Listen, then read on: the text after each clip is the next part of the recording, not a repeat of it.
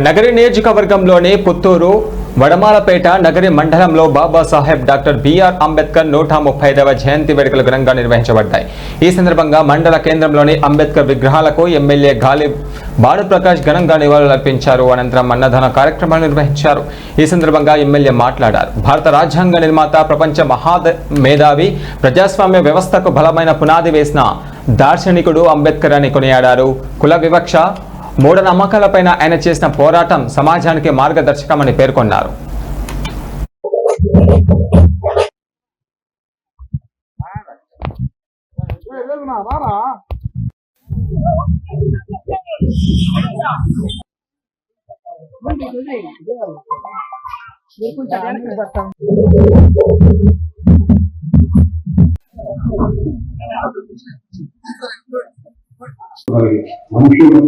అనే వాళ్ళు అందరూ కూడా దేవునితో పోతారు।